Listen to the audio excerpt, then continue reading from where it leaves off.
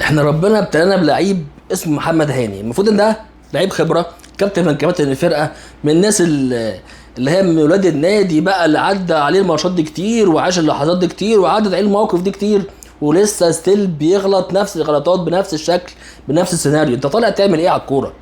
انت اصلا مش بتشترك على الكوره، انت نطيت رفعت ايدك ودماغك كده.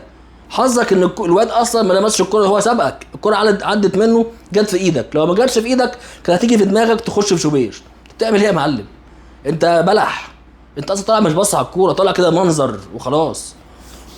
وقبل كده برضو ليك نفس غلطه شبه كده برضو في ماتش الوداد بتاع 23، لما الكوره بالعرض والواد جه من وراك حطها في الشناوي، بعدها وقعت في الشناوي وكملها تاني في الجون. نفس الغلطه.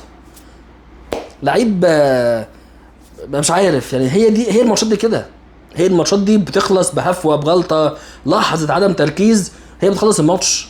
ما انت فاكر ايه الماتش؟ ما فيش فيه كوره، ما فيش فيها هجمات، وما فيش فرص ضايعه كتير. هي الماتشات دي بتاعت الفرق الكبار زي كده بتخلص بهفوه زي دي. مش عارف يعني هنفضل كده لغايه امتى مع محمد هاني؟ ومفروض انت عارف ان عندك انذار قبل كده، لو خدت انذار تاني ممكن تجيبه على الماتش اللي جاي. ناس عمال تعمل فاولات غريبه، داخل شايل الولا. ايه يا جدع ده؟ ايه فين تفكيرك؟ فين دماغك؟ فين؟ مفيش يعني. ربنا يعافينا والله العظيم، وربنا يتوب علينا يعني منك بجد والله العظيم. وترب انت ترب ده بلح نايم. انت المفروض نازل ببن شرقي راس حربه، تتفاجئ ان بن شرقي برضه على اليمين وامام وزيزو هم اللي بيلعبوا كانهم راس حربه فوق بعض. يا راجل يا راجل، طب انت كده بن شرقي مش موجود على اليمين طبعا، وامام وزيزو ما هيعملوا ايه؟ امام خلاص، انت كده خسرت 2 لعيبه في نص الملعب بسبب مدرب مش عارف امكانيات لعيبته، مش عارف يوظف لعيبته صح. بقالك 6 شهور مع الفرقه لغايه دلوقتي، الموسم قرب يخلص وانت مش عارف توظف لعيبتك صح، مش عارف تختار التوظيف الاماكن بتاعتهم صح، مش عارف امكانيات لعيبتك، مش عارف تتدخل تغير الماتش، مش عارف تعمل تغييره تقلب بيها الماتش، مش عارف تعمل حاجه. انت واقف مش عارف تعمل حاجه. تغير، تنزل مروان، تطلع كوكا، تطلع بن شرقي، تنزل مروان. يعني لما قررت تلعب براس حربه طلعت بن شرقي. يعني مروان هيعمل ايه اكتر من بن شرقي لو لعب راس حربه؟ مش هيعمل حاجه. الوحيد اللي عندك اللي كان ممكن يضيف لك حسين الشحات، من الظروف الدقيقه 85. لعيب بيستحوذ على الكوره، بيعرف يعدي في المساحات الصغيره، ممكن ياخد فاول، ياخد ضربه جزاء، بيعمل باص وبيتحرك. من الظروف الدقيقه 85 فشل. ما هو ده لعيب، ده مدرب مش عارف امكانيات لعيبته. مش عارف امكانيات لعيبته. اللي نزل طاهر في الاخر مكان تريزيجيه ولا مكان بن شرقي، ده مدرب مش عارف امكانيات لعيبته حرفيا. ف مفيش حاجه هيتغير، مفيش قدامنا غير ان احنا ندعم لغايه الماتش الجاي.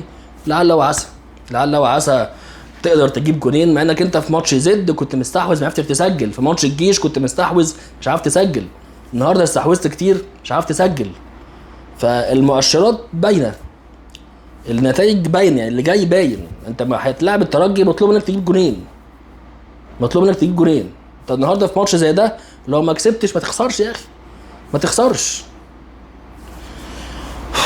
فطبعا تورم هيكمل لغايه لما يخرجنا من افريقيا، وبعد ما يخرجنا من افريقيا يمشوه عشان يشيلوه الليله. بس الراجل ما هو ما عندوش راس حربه، اللي عنده راس الحربه الاثنين تانيين مطلعهم بره القايمه اصلا. مطلعهم بره القايمه خالص، يعني مفيش، هو مسلم اموره ومسلم نمر وما عندوش حلول. مفيش ناس بتيجي مقدموه من خلف، مفيش جمله، مفيش تكتيك، مفيش وانتوهات، مفيش تحركات، مفيش حاجه، مفيش حاجه في الملعب، مفيش حاجه بتتعمل. خلينا نشوف الماتش الجاي اللي هيحصل، ولعل وعسى يعني، لعل وعسى نقدر نعدي الترجي. بس لو عديت الترجي اللي بعد كده اصعب، اللي بعد كده اصعب برضه. خلينا نشوف ان شاء الله خير ونقدر نعدي. سلام.